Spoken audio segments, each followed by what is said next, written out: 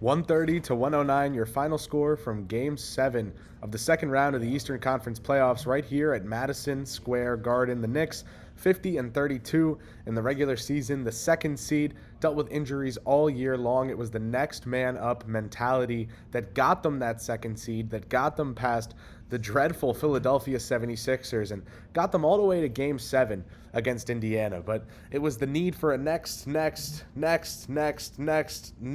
up mentality that was too tall of a task for this New York group. And at this point in the season, the postseason, starting third stringers or players who started the season as third stringers and McBride and Burks playing meaningful minutes, it was a bit too much to ask to topple the Indiana Pacers, who, other than Benedict Mathurin, were mostly healthy and play with a lot of pace, no pun intended, and definitely have a deep rotation they like to get into. Brunson left this one in the second half and never returned with a fractured left hand. Both of the Game 7 statuses of Josh Hart and OG Anunoby were in question. Anunoby gave the team 2 threes in 5 minutes to open the game, but never returned. It was Coach Thibodeau's decision. He told media after the game that he didn't like the lack of lift Anunoby had on his shots, and just seeing how he was moving, lumbering around, it wasn't right to be playing him. Hart played 37 minutes before he fouled out, gave the team 10 points, 8 rebounds, and 5 assists to go with it. And even the surprise 5-game stretch from Alec Burks helped keep the Knicks afloat through all of these injuries. But they had just 4 of their 9 rotation players from after the trades with Toronto and Detroit left, and that's what did them in. I mean, both Thibodeau and Brunson told media after the game they were steadfast in their opinion that injuries are just part of what goes on here. Brunson said the team never made excuses for anything and they moved forward with what they had. Well, that was valiant and worked for most of the postseason. Tonight, the Pacers shot 67.1% from the floor. That's the highest mark in the playoffs by any team ever. For a New York team, again, starting guys like McBride and Achua throughout the postseason, even a lead that was as large as 20 points tonight dissolved to as little as 6. But in a game of runs, Indiana never seemed to stop going on them. And you watched the Garden faithful go through the 7 stages of grief throughout the Game 7 loss, of course, starting with shock and denial, getting all the way to acceptance as they cheered the names of Jalen Brunson, Dante DiVincenzo, and Josh Hart to show their appreciation to those Villanovics as things wound down. And with a little over a minute to go, Thibodeau waved the white flag, subbing out some key players, and that was it for New York. And after the game, Coach Thibodeau also told reporters that in the end, there's only going to be one happy team, that 29 teams fall short, but if you give everything you have, you can live with no regret. And the Knicks were a group that exceeded everyone's expectations, except their internal expectations. Brunson commented on that as well, saying he would not describe the year as a success because they didn't win the championship and they didn't get close enough to it. The Knicks entered the offseason needing to re-sign OG Anunoby. Luckily for them, he's represented by the son of their president of basketball operations, Sam Rose, and another CAA client in Isaiah Hartenstein, who's told media he'd re-sign with New York if they matched his highest offer, if it did not come from them. Now, the Knicks also need to decide if they're going to guarantee Bojan Bogdanovic's contract, because they'd be able to use their mid-level exception if they did not.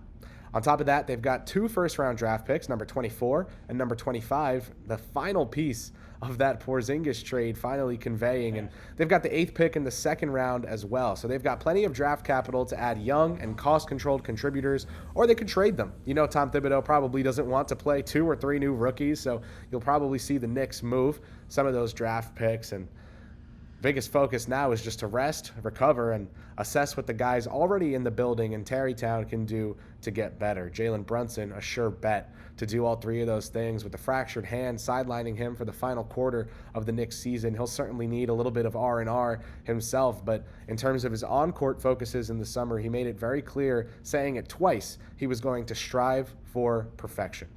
Brunson shocked the world with his improvement in the 2023 season, leading the Knicks to the second round this year. Without most of the front court players on the entire roster, he did it again, averaging 32 points per game, including 2 games that he had to leave early. He averaged 7.5 assists per game, shooting 44.4% from the field, and he was asked about an extension, but cut the reporter off to say not to talk about that at this moment. Thibodeau, surprisingly, the more verbose of the two, said that the Knicks have been great to him. New York is where he wants to be, and people should expect him back.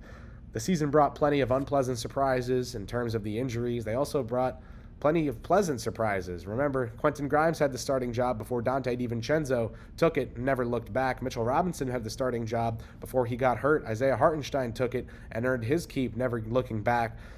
And Deuce McBride joined the rotation after spending years in Westchester after Quickly and Barrett were dealt up north for OG Anunoby. McBride extended for 3 years, $13 million, and already earned all 3 years of that extension with his play in the second half of the season and this year's postseason. The Knicks, after acquiring OG Anunoby, won 26 of the 32 games, including the playoffs, that he has played in for them. So even Tom Thibodeau showed some evolution throughout the year. Brunson praised his steadiness throughout the season and making sure the team had the same mindset of never giving up, giving their best when their best was needed, even if they weren't at their best. But Thibodeau started leaning on small ball or backcourt lineups of Brunson and McBride, so some new tricks for an old dog as well there. And as I mentioned before, New York differs from many other contending teams. They've got a plethora of first-round picks left to trade. I won't sit here and tease superstar names and imply the Knicks could make a run at them, but it's just easier to leave it as this Knicks group has an easy path to raising both its floor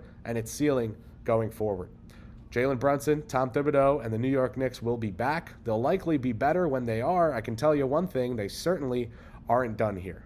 For one final time over the last 2 seasons, reporting on the New York Knicks for WFUV Sports, it's been a week of goodbyes for myself as well. Graduation was yesterday. You might be able to see the sunburn from my cap, and that'll be a goodbye from me too, as well as from the Knicks to their season. Thanks so much for the support over the last 2 years, for tuning in to the post-game reports, for following the coverage on Twitter. You can continue to stay in touch with me and follow my coverage wherever that may be next on twitter.com/Kris Pursiainen, and that'll be linked in the description, as well as the rest of the WFUV Sports social pages, which you should go and support, as a great new leadership group is ready to take the station into next year. Thanks so much again, and stay tuned.